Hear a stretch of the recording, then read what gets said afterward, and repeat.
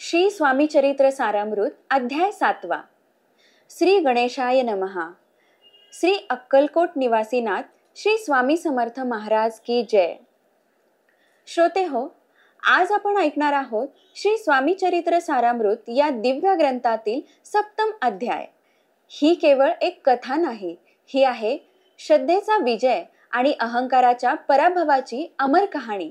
ज्ञान, अहंकार, शंका आणि अखेर आत्मसमर्पण या साऱ्या टप्प्यांतून एक भटका आत्मा स्वामींच्या कृपेमुळे कसा मार्गी लागतो याचे अद्भुत दर्शन या अध्यायात आपल्याला घडते। अक्कलकोटच्या पावनभूमीत एक ब्रह्मचारी स्वामींच्या भेटीला येतात। त्यांचा उद्देश वेदांत चर्चा असतो, पण त्या चर्चा एक वेगळंच वळण घेतात आणि अखेर त्यांना होतो आत्मबोध की खरं ज्ञान हे केवळ ग्रंथात नसतं, ते गुरुच्या कृपेने आणि नम्रतेच्या झऱ्यातून मिळतं। या प्रवासात आपणही नकळत चालत राहतो।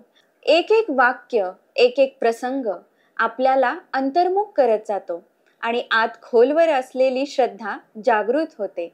चला तर मग नतमस्तक होऊन स्वामींच्या चरणकमळांना वंदन करत सुरू करूया हा अध्याय। स्वामींच्या कृपेचा अद्भुत साक्षात्कार। सर्व विश्वाचे पालन करणारे निर्गुण आणि सनातन परमात्मा श्री स्वामी समर्थ यांचा जय जयकार झाला पाहिजे। त्यांच्या कृपेने त्यांच्या अलौकिक गुणांचे वर्णन करण्याची थोडी संधी मिळते, पण तीही आमच्यासारख्या अल्पमती माणसासाठी अत्यंत दुर्लभ आहे। अक्कलकोटचे राजा मालोजी राजे हे अत्यंत धार्मिक व विद्वान होते। त्यांना श्री स्वामी समर्थाप्रती अपार श्रद्धा होती। ते स्वामींची सेवा स्वतः करीत आणि त्यांच्या चरणी अखंड भक्ती बाळगत। वेदांत हे त्यांच्या विशेष आवडीचे विषय होते। त्यांनी अनेक पंडितांना वेतन देऊन राजवाड्यात वेदांत विषय शिकवायला बोलावले होते। त्याच काळात मुंबईहून विष्णुबुवा नावाचे एक ब्रह्मचारी विद्वान प्राकृत भाषेतून वेदांताचे उपदेश देत होते। त्यांनी अनेक लोकांचे भ्रम दूर केले, कित्येकांना योग्य मार्गावर आणले आणि खोट्या उपदेश देणाऱ्यांवर विजय मिळवला। त्यांच्या कीर्तीचा बोलबाला सर्वत्र झाला। राजाला त्याची कीर्ती समजल्यावर त्यांनी बुवांना अक्कलकोटला आमंत्रित केले। अनेक प्रयत्नांनंतर ब्रह्मचारी अक्कलकोटला आले। राजा त्यांच्याशी अत्यंत प्रेमाने वागला। त्यांच्या वेदांत भाषणांनी राजवाड्यातील सर्व लोक मंत्रमुग्ध झाले। सतत वेदांत चर्चा होत असत। ज्ञानेश्वरी, अमृतानुभव, इतर अनेक ग्रंथ त्यांच्यातून सुलभ रीतीने उलगडले जातात। त्यामुळे ब्रह्मचार्यांचा सन्मान प्रचंड वाढला। एके दिवशी ब्रह्मचारी स्वामी समर्थांच्या दर्शनासाठी आले। त्यांच्यासोबत अनेक विद्वान लोक होते। स्वामींच्या तपश्चर्येचे लक्षण पाहण्यासाठी आणि त्यांना तपासण्यासाठी त्यांनी काही गहन प्रश्न विचारले। ब्रह्मपद कसे प्राप्त होते, परब्रह्माशी एकरूप कसे होता येते, असे। स्वामी मात्र हसून गप्प राहिले। त्यांनी काहीच उत्तर दिले नाही। त्यांच्या या निशब्द हास्याने ब्रह्मचारी चकित झाला।